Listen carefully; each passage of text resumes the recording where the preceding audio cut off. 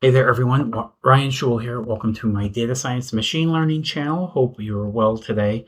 So, in the project here, I want to talk about testing hedging strategies, and we're going to use fundamental data to do all of our analysis here. So, what's fundamental data? It's logical data that's derived or calculated from different types of financial statements, right? So, you have the balance sheet, the income statement, the cash flow statement, and we can take different line items and combine them together to get some meaningful, practical financial statistics. Okay, so we can look at things like price to sales, price to book, price to earnings, earnings per share, return on equity, ROA, ROE, ROI, things like that. So that's what we're going to look at today.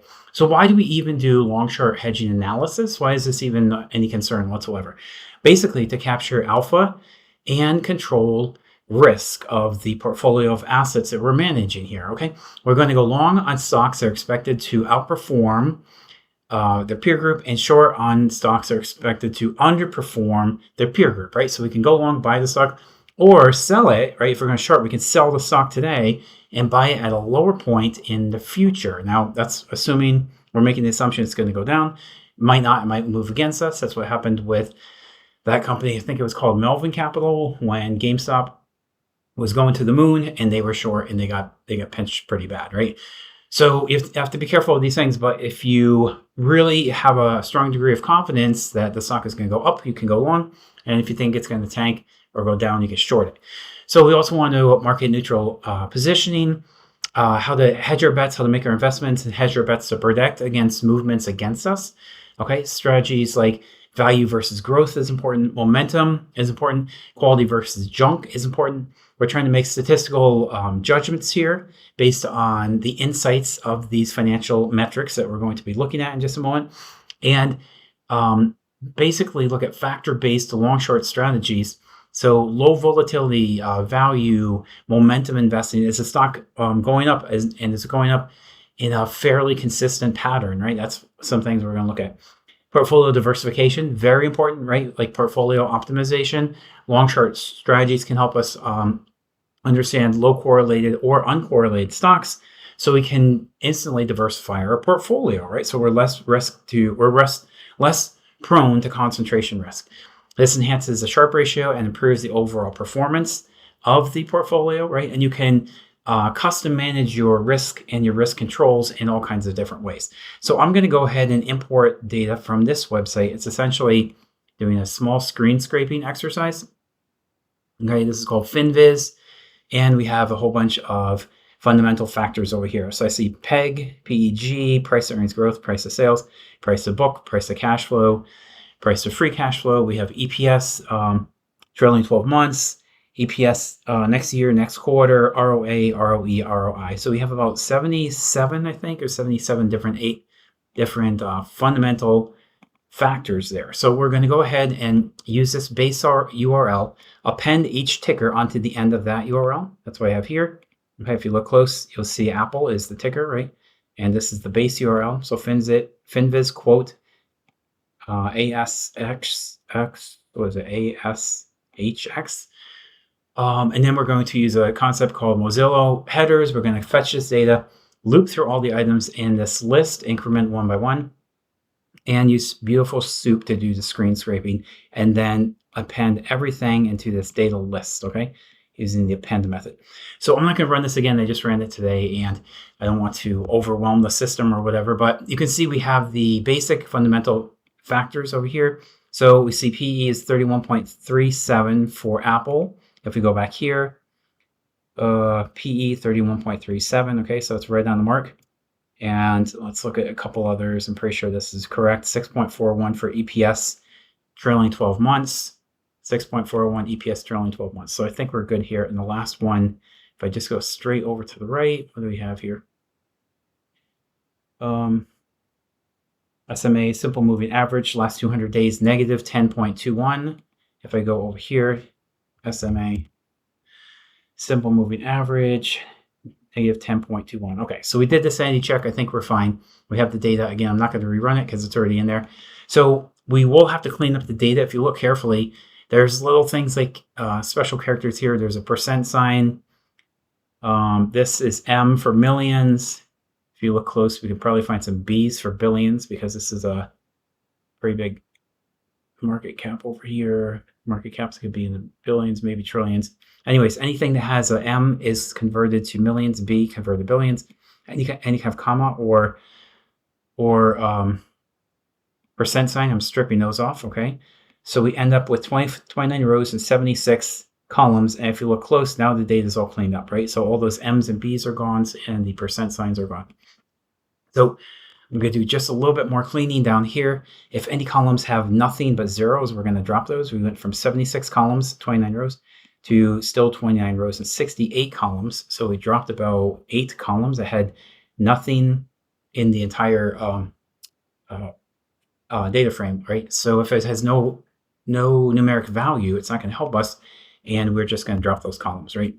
So the first thing I want to look at is define the first trading strategy. This is going to be based on beta, and we're going to look at the upper or lower quartile. So this is the low beta, 0.3 and under, and high beta is 0.7 and higher. So we look at the high beta and the low beta, and based on that, we are going to put everything greater than the high beta into our longs and anything less than the low beta into our shorts. So these are all the high beta stocks. And I don't know where beta appears over here because there's a lot of columns, but it's going to be the higher betas, right? Because that's what we told it to do. Is that it? No.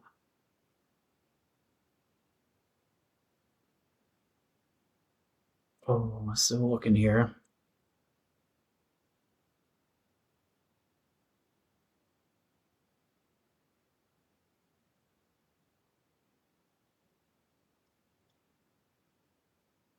I don't see it, but anyways, trust me, these are the high betas on the top. These are the low betas on the bottom. So in this strategy, you would go long the high beta, okay, because it's greater than the upper quartile. 0.7 is the high quartile, and 0.3 and lower is the less quartile. So these are high beta stocks. These are the low beta.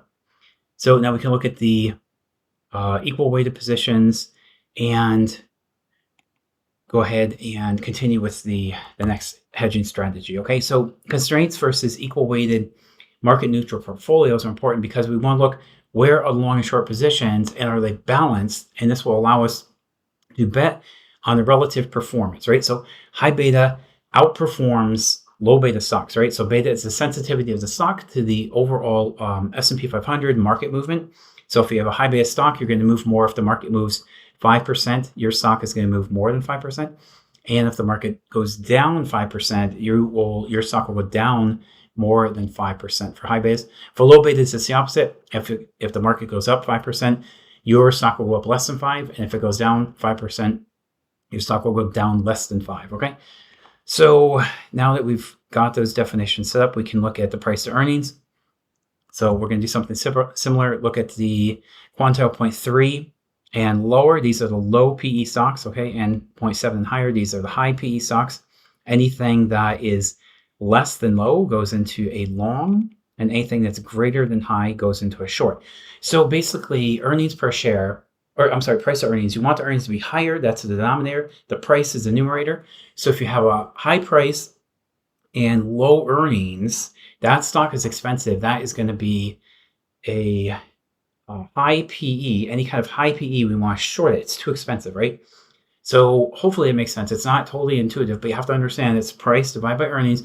You want a lower price and a higher earnings. If you get that, the PE is going to be lower, and those are the stocks you want to buy, okay? Because these stocks are relatively cheaper than the other stocks. So here's the high PEs right on the top, and here's the low PEs on the bottom. Now for another strategy, we can look at payout. So payout, we're doing kind of the same thing, quantile 0.3, and anything lower is a payout low. Anything higher than 0.7 is a payout on the high side. So we want to go long if the stock is paying out a lot. It's a high dividend stock, and short if they're paying out a little bit. So these are high payout stocks, and these are the low payout stocks. Okay, so you see this trend that's starting to emerge. We're looking at the different quartiles or quintiles right over here. Quantile, different quantiles. So sometimes lower is better.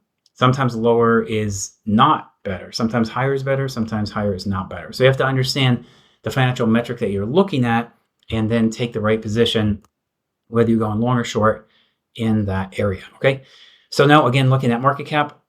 So basically, this one is slightly a little bit different because you can't always say more market cap is better, smaller market cap is worse. Sometimes it works like that, but sometimes it doesn't. So you can't really use the quantile over here. But we're looking at the low and high and calculating the smallest, okay, or the largest of those. So there's no strict definition like higher is better, lower is worse, or vice versa, right? So we're just looking at the largest and the smallest and putting those into buckets and saying the sector hedge longs are going to be in this group, low PE and then high PE, and then sector hedge is going to be long or short. So these are the longs and these are the shorts over here. So hopefully this is making sense. Now, in this case, we can switch back to the quantile. So low ROE is better for the same, wait a second, low is worse, right? Return on equity, you want higher ROE, right? You want higher return on assets. Whatever assets you have invested in the company, you want higher return. Higher ROI is better than lower ROI. Higher ROE is better than lower ROE, right? So you want the higher to go into the high bucket. You want to go long with these guys if they're higher. And if it falls into the 0.3 quantile bucket or lower, those are lows. So those are the highs on top, lows are on the bottom. Again, we're going to switch back to this higher or lower technique over here, quick ratio. If quick ratio greater than 1.5 and debt to equity less than 0.5, we want to go long. So this means less debt on a company's books. Some companies have none, some have a ton. Debt is a burden, and you're going to have to constantly make these interest payments on the debt. So if you have a lot of debt, it's going to hold you back. If you have none or very small amounts of debt, that's fiscally responsible, and that is a better type of stock to be invested in. The company is just managed better. If you have greater than 1.0 debt to equity and less than quick ratio, which it's more of an accounting technique. I think that's how fast you can convert your sales into, or products into sales. I think that's what it is. So lower quick ratio is not as desirable. Higher debt to equity is not as desirable. That's why these goes into the short bucket. Higher quick ratio and lower debt to equity is desirable. So that's why it goes into the long bucket. Okay, almost done here, so hang with me. And this I don't even need. I was just testing some idea that I can drop. So momentum hedging with price data. Again, we're going to look at the quantiles. So 1 month return comes from here. We have the performance for the month divided by 100. That's how we get this standardized into a percent. And we're going to look for 1 month return greater than the month over month high. So the month over month high is 0.7. So if you have a high 1 month return, the returns are increasing over the past month. It goes into the top quartile buckets. If it's low, it goes into the lower buckets, right? So we would short these stocks. So here's the long stocks. We would buy these and we would sell these. Now I'm going to pull in some historical S&P 500 data, looking at the close price, and I'm going back 36 months here. So I have 3 years worth of data. Control Enter. Everything comes from this Yahoo Finance endpoint. Okay, and again, I'm creating the longs and the shorts, and I am printing everything together in a combined cumulative product. Okay, so we have the strategy that we built over there. That was the trading strategies, and this is the benchmark, the S&P 500. 36 months right here, you can see that. And this is the symbol, SPY is the symbol. So now we can go ahead and graph it. Control Enter to plot this thing, and we can see the strategy is in blue, S&P 500 is in red. Okay, so the S&P 500 actually outperforms the strategy. We put a lot of time and effort into picking all these different hedges and everything, but nothing really paid off, right? So that's a little frustrating. It's a little bit disappointing, but you can see that a lot of times I've seen this in many videos. I put out probably at least 10, maybe close to a dozen now, where the S&P 500 really tends to outperform most strategies that most people come up with, right? Now, there's exceptions to the rule. You see some hedge fund managers making 35, 40% per year, year over year, over year, over year. Okay, but that's really the exception as opposed to the rule. I think they really know what they're doing. Very educated people, very knowledgeable. Maybe a little bit of luck is mixed in there. I don't know. I think they know pretty much what they're doing. But for most people, if you're not in that very select group, the top one fraction of 1%, for most people, you'll benefit more by investing in the S&P 500 versus all these strategies that we came up with before that I showed you initially, right? We have a bunch of them over here. So one was the beta strategy, right? We had those buckets for the highs and lows, longs and shorts. We have the weight strategy, PE strategy, payout strategy, PE, longs and shorts, right? What else here? ROE, quick ratio. We just looked at that just a couple of moments ago. And 1 month return, right? So that's the momentum strategy. And everything seemed like it worked pretty decent, but compared to the S&P 500, really it's hard to beat this thing, right? This is a composite index of 500 different stocks. We have about 29 in our portfolio. We have the Dow 30, and we're investing our trading strategy against the Dow 30. Now we're comparing that to the S&P 500. They have some stocks that are just absolutely outperforming the stocks in the portfolio that we have assembled, right? And these are all equally weighted stocks. So I'm not putting more into Apple or more into Microsoft. It's not tech heavy, it's equally weighted, right? But even with all of that stuff, the strategy annual return is 12%. The benchmark is 18% for the past 3 years. Strategy Sharpe is 1.13. Benchmark Sharpe is 1.04.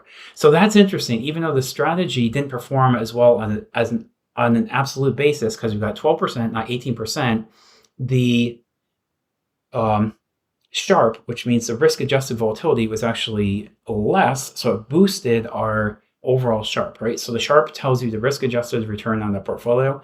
It's the mean return minus the risk-free rate divided by the standard deviation. If the standard deviation denominator is smaller, the equation or the computation turns larger, right? So if you have a larger number on the top and smaller on the bottom, the Sharpe ratio is going to increase. So we actually did gain a benefit through diversification and through a smaller standard deviation of the portfolio than the S&P 500.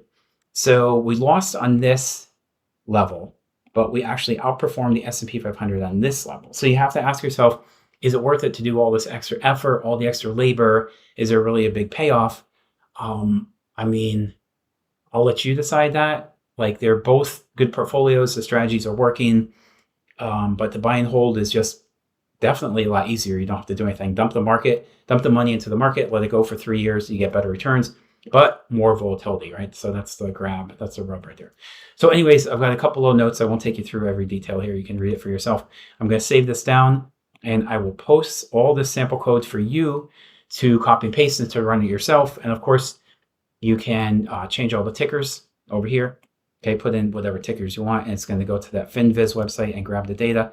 And then deciding, depending on how far back you want to go in time to do the comparison, you can go ahead and change this number over here to be 12 months, to be 24 months, 36. You can see at 36, the S&P outperformed the portfolio. Maybe just for fun, I'll just check that real quick here. Let me see what this does.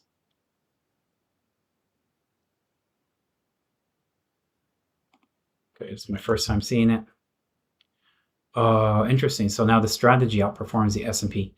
So again, like, the time frame is critical, and the number, the types of stocks that you pick, right? We have 29 from the S&P 500. Sorry, I'm confusing myself. We have 29 from the Dow 30 and 500 and the S&P 500. In 12 months, the strategy outperforms the benchmark. If I go back 24, let's see what that looks like. Then we have 3 years, 2 years, and 1 year. Okay, and let me see what the output is here. And now they're almost exactly the same. Okay, okay. Can't make this stuff up, guys. This is pretty. Okay, and then again, the strategy annual returns is close to the S&P. S&P just outperforms that. But now the Sharpe ratio is considerably better, and that's pretty impressive too, right? So the volatility of the portfolio is lower, but the returns are also lower too. Okay, so anyways, I think that was a useful exercise, good use of time there. Thank you so much for the time you spent here today with me, and thanks for watching right through to the very end. I really appreciate that. And I will post all this code later today. You guys can copy and paste it, run it in your own Jupyter Notebook environment, and Give me some feedback in the comment section and let me know what you think. Okay. Thanks for your time today. And I'll see you guys for sure in the next video. Bye for now.